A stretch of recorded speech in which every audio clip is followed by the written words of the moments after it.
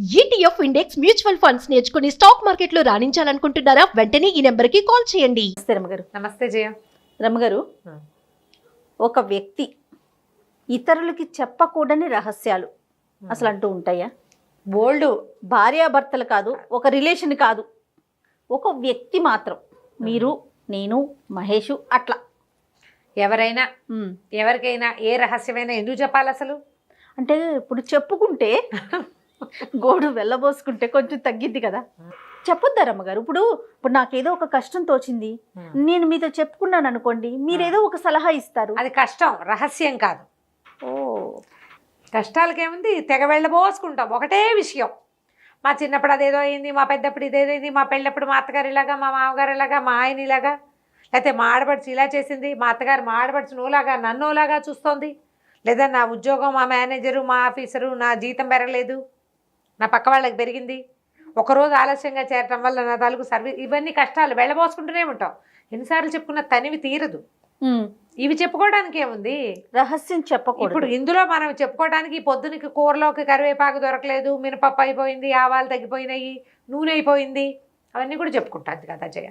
వెళ్ళబోసుకోవడం, చెప్పుకోవటం. ఈ రోజు నా కష్టాలు, మా ఆయన ఇలా అన్నాడు, నేను అలా అన్నాను, అప్పుడు ఇలా అయింది, అప్పుడు చేతిలో నుంచి కప్పు జారిపోయింది, కాఫీ పడిందని మా ఆయన నన్ను తిట్టాడు, ఇలాంటివి కూడా చెప్పుకుంటాం. ఇవేవి రహస్యాలు కాదు. ఓకే, రహస్యం అంటే ఏమిటి?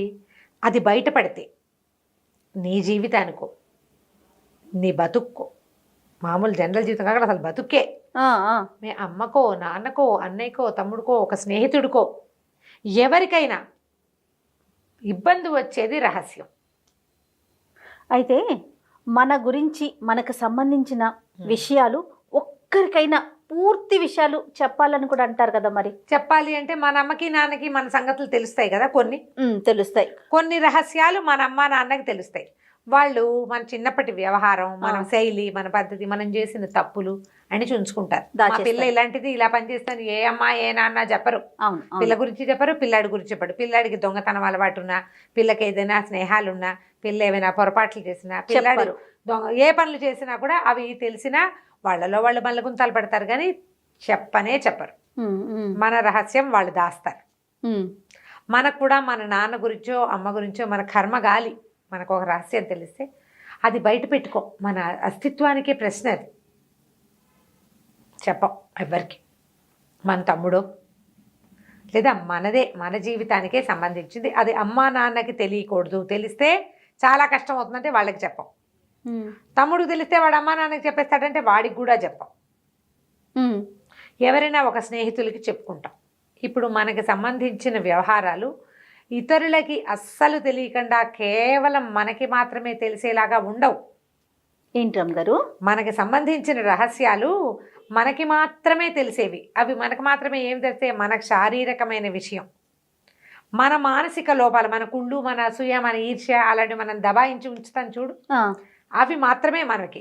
అలా కాకుండా జనరల్ థింగ్స్ అన్ని రెండో వ్యక్తికి సంబంధం లేకుండా ఏ విషయము పొసగదు కదా. ఎక్కడో ఒక చోట ఎవరికో ఒకరికి తెలుస్తుంది, అంతేనా? వాళ్ళ ఇన్వాల్వ్మెంట్ ఉంటుంది. ఎవరితోటో మనం చేసిందో, మనం ఎవరితోటో మాట్లాడిందో, చెప్పిందో, వాళ్ళ దగ్గర తీసుకున్నదో, వాళ్ళ దగ్గర కొట్టేసిందో అంటే రెండో మనిషి ఇన్వాల్వ్మెంట్ ఉంది కదా. 100% ఇద్దరికి గ్యారంటీగా తెలుస్తుంది.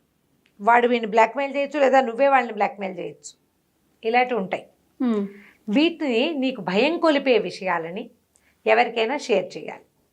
అబ్యూజింగ్, ఇతరులు మనల్ని ఏదైనా శారీరకంగా లేదా మానసికంగా వేధిస్తే స్నేహితులకి చెప్తాం. పెద్దవాళ్ళకు కూడా చెప్పాలి జయ, తప్పకుండా. ఈ అబ్యూజింగ్కి నీ అంతటా నువ్వు వెళ్ళి, నువ్వు వాళ్ళ దగ్గరికి వెళ్ళి ఎవరికి చెప్పకుండా చేసేసి అక్కడ ఏదైనా పొరపాటు జరిగిందనుకో, అమ్మో నేను వెళ్ళానని చెప్తే, నేనే వెళ్ళానని చెప్తే వీళ్ళు ఏమంటారోనని భయపడి మానేస్తారు. నీ తప్పొప్పుకో, జరిగింది చెప్పుకో, పబ్లిక్కి కాదు. ఓకే, జాగ్రత్తగా ఇంట్లో వాళ్ళకో, స్నేహితులకో, ఒక ఫ్రెండ్కో ఖచ్చితంగా చెప్పుకోవాలి. చెప్తే నీకు మనసుకి బరువు తగ్గుతుంది. రాబోయే ఏదైనా ప్రమాదం ఉంటే వీళ్ళు దాన్ని నివారించగలుగుతారు. కనీసం వాళ్ళు నీ తోడుగా నుంచుంటారు, వాళ్ళు నిలబడతారు కదా. చాలామంది ఆడపిల్లలు జయ ఇప్పుడు ఈ విషయం చెప్దామనిపిస్తుంది. మా పెళ్ళైనప్పటి నుంచి మా గొడవలేనంటే మా అమ్మ నాన్న ఫీల్ అవుతారని చెప్పలేదు అంటారు. అవును, మనకు వచ్చే కేసుల్లో చాలామంది అలాగే చెప్తారు. ముందు నుంచి ఉన్నాయి, మా అమ్మ నాన్నకి చెప్పలే. భర్తతోటి ఏదైనా తేడా వస్తే, తేడాగా ఉంటే కొంతమంది ఏం చేస్తారు, తల్లులు చెప్పంగానే తల్లులు రియాక్ట్ అయిపోయి తండ్రులు రియాక్ట్ అయిపోతారు. ఓకే. సంసారం విడదీస్తారేమో అని భయం ఉంటుంది వీళ్ళకి, ఆడపిల్లలకి లేదా మగపిల్లలకి. భర్తలకి, అబ్బాయిలు కూడా వైఫ్ తోటి ఏదైనా ఇష్యూ ఉంటే, ఇది రహస్యం, మీ ఇద్దరి మధ్య జరిగింది, వెంటనే క్లోజ్ రిలేషన్స్కి తెలియచేయండి. ఒకళ్ళకైనా తల్లిదండ్రులు బాధపడతారనుకుంటే 2-3 ఏళ్లకి కాదు, వెంటనే మొదటి నుంచి. అవి శారీరక సంబంధాలు కావచ్చు, మానసికమైన ఇబ్బందులు కావచ్చు, ఏవైనా పెట్టుపోతలు, ఆస్తి వ్యవహారాలు కావచ్చు. అత్తవారింటి సంగతి పుట్టింట్లో చెప్పకూడదు అనే పాతకాలపు సిద్ధాంతం ఈ రోజు నడవదమ్మా. అత్తవారి సంగతి వద్దు నీకు, వాళ్ళ రహస్యాలు వాళ్ళకు ఉండని. నీతో ఉండవలసింది వాడు స్పౌజు, భార్యో భర్తో, వాళ్ళు కదా. వాళ్ళ సంగతి మీకు ఇబ్బందిగా ఉంటే మీరు బతుకుంతా వాళ్ళతో వెళ్ళాలి. తప్పకుండా షేర్ చేయండి. అత్తవారింటి రహస్యాలు చెప్పమంటున్నానని అనుకోకండి. అత్తవారింటి రహస్యం కాదు, కాదు, మన జీవితానికి సంబంధించింది. 4 రోజులు చూద్దాం అనుకున్నావు నువ్వే, ఇంకొంచెం నిర్దాగలదా వాడివో దానివో, నువ్వు కొద్ది రోజులు చూస్తావు, వెయిట్ చేస్తావు, కొంత సమయమే పెట్టుకో, సంవత్సరాలు ఇవ్వబోక, ఏళ్ళు ఇవ్వద్దు. మనలో మనం కూడా సార్టెడ్గా సార్ట్అవుట్ చేసుకోవాలి దాన్ని. ఇది ఇదే కాదా, నీకు తెలియకపోతే ఎవరినైనా అడుగు సలహా, ఎవరితోటైనా మాట్లాడు, ఇది పర్వాలేదు దీన్ని ఇది చేయొచ్చు అని వాళ్ళు కూడా చెప్తే అప్పుడు నువ్వు కొంత సమయం తీసుకుందు. కానీ డబ్బు వ్యవహారాలు భర్తలకు తెలియకుండా ఎవరికైనా ఇచ్చేయటాలు, భార్యలకు తెలియకుండా ఏదైనా చేసేయటాలు ఒక్క స్టేజ్ వరకే. మీరు ఇద్దరు భార్యాభర్తలుగా ఉన్నంత వరకే. అమ్మా నాన్నలుగా మారాక మాత్రం ఆ పనులు చేయబోకండి. ఓకే. ఎందుకంటే మీ మీద ఇంకొక బాధ్యత ఉంది కాబట్టి. పేరెంట్స్కి ఇవ్వటము, అమ్మాయిలు తల్లిదండ్రులను చూసుకోవాలనుకుంటారు, అది పెళ్ళికి ముందే చెప్పుకోండి. ఇంత నాకు ఫైనాన్షియల్ ఇవి ఉన్నాయి, కమిట్మెంట్స్ ఉన్నాయి, నేను వాళ్ళకి ఇవ్వాలనుకుంటున్నాను అని దానికి ఒప్పుకున్న వాడినే చేసుకోండి. రహస్యంగా తెలియకుండా చేయొద్దు. తర్వాత మనకి ఇతరత్రా స్నేహాలు, అవి కదా రహస్యాలు, అవి చెప్పొచ్చు అంటారా? అవి చెప్పచ్చా అంటే మరి మూడో వ్యక్తి ద్వారా తెలుస్తాయి. చెయ్యొద్దు, అసలు చెయ్యొద్దు చెప్పొచ్చా కాదు, అసలు చెయ్యొద్దు, చెయ్యొద్దు. చేసి కొంప ముంచుకోకండి. ఒక రిలేషన్లో ఉంటూ ఇంకొక రిలేషన్స్లోకి వెళ్ళబోకండి.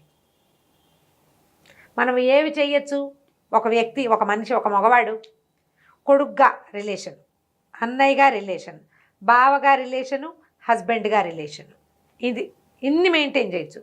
కానీ ఒక అమ్మాయికి హస్బెండ్గా ఉంటూ ఇంకొక అమ్మాయికి సబ్ హస్బెండ్స్ లాగా మాత్రం ఉండకండి, ఉండద్దు.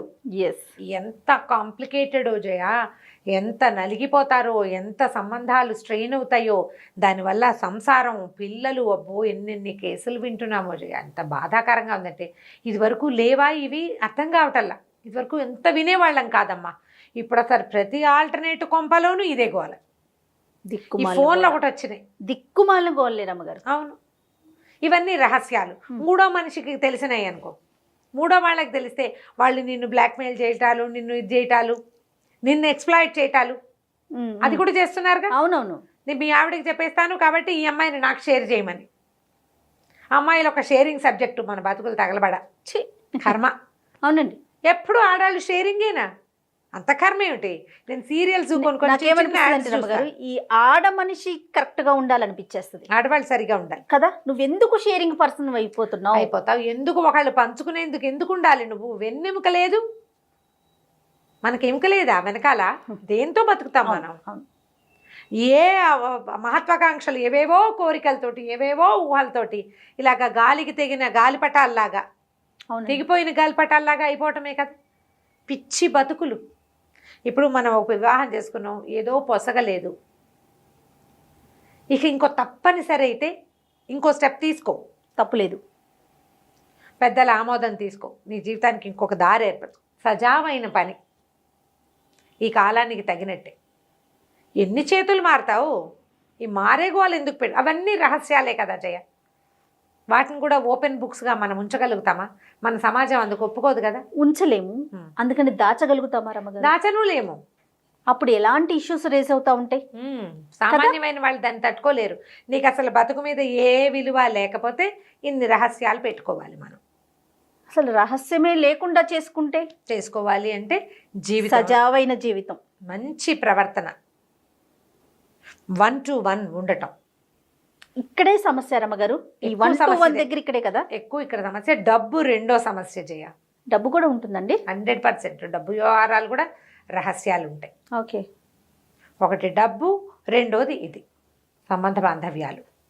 జాగ్రత్త పడండి. జీవితం క్షణభంగురం. మనం 2 ఏళ్ల నుంచి చూస్తున్నాం. ఇప్పుడు కొంచెం తీరిగా తాపీగా అయ్యి మాస్కులు మానేసి హాయిగా తిరుగుతున్నాం. మళ్ళా ఏదైనా విరుచుకుపడితే ఏమైపోతామో. ఇప్పుడే మనకు అనారోగ్యాలు ఎక్కువగా ఉన్నాయి కదా, ఊరంతా జబ్బులుగానే అవును. ఎందుకు హాయిగా ఉండొచ్చు కా ప్లెయిన్గా. ఎందుకు వచ్చిన రహస్యాలు. కాకపోతే మీకు ఏదైనా ప్రెషర్ ఉంటే దాన్ని ఎక్కడైనా రివీల్ చేయండి, మాట్లాడుకోండి, చెప్పండి ఇది అని అది తెలుసుకోండి. ఫ్యామిలీ మెంబర్స్ కాకుండా ఇవాళ రేపు మీలాంటి స్పీకర్స్ చాలా మంది ఉన్నారు. గోడు వెళ్ళబోసుకోవటానికి, వినడానికి ఉన్నారు, సరైన సలహా ఇవ్వడానికి కూడా రెడీగా ఉన్నారు కదా.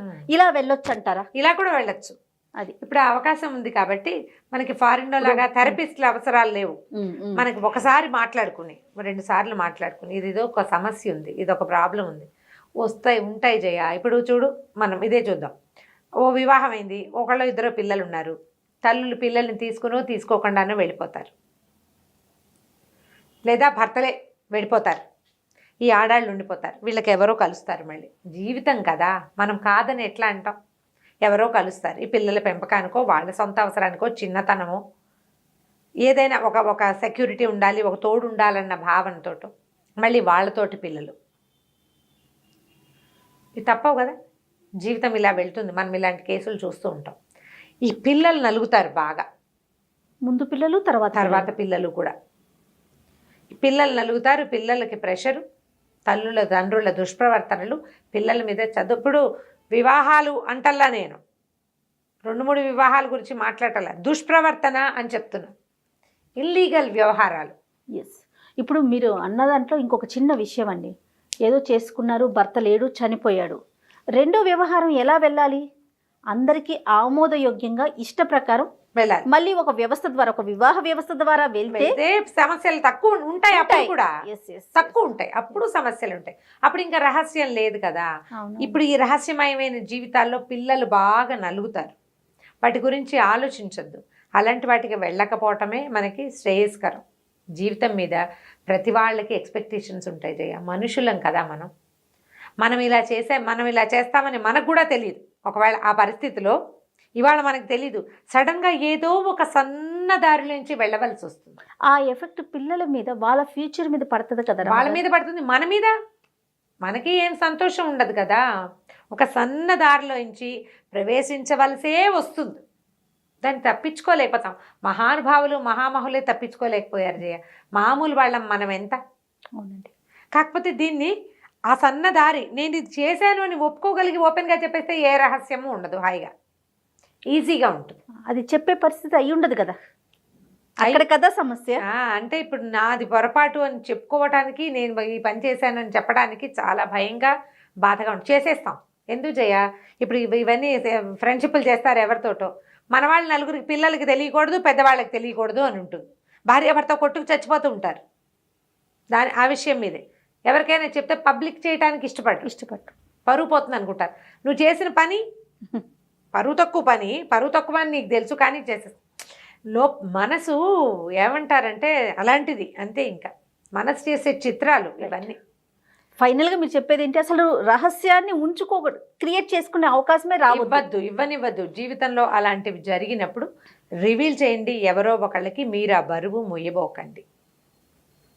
ఈ పరిస్థితి తెచ్చుకోవద్దు. ఇది చెప్పద్దు అని కనుక పెద్దవాళ్ళు కనుక ఈ విషయం చెప్పద్దు అంటే, ఆ విషయం ఎవరికీ తెలియని విషయం అయితే అసలు చెప్పద్దు.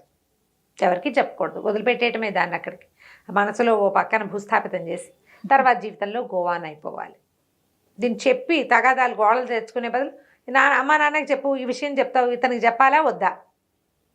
ఫ్రెండ్ ఎవరో చెప్పబోక, పర్వాలేదు, ఈ విషయం ఏం బయటికి రాదు అంటే అలా కంటిన్యూ ఎప్పుడో బయటపడుతుందేమో, అప్పటి సంగతి చూద్దాం. అనవసరంగా కెలకూడదు. కాంప్లికేటెడ్ ఇష్యూస్ కదా. అవును. ప్రతి వ్యక్తికి వారి స్థానాన్ని బట్టి, వారి వ్యక్తిత్వాన్ని బట్టి ఆధారపడి ఉంటాయి. అవును. రైట్ రామ్ గారు, నమస్తే. నమస్తే.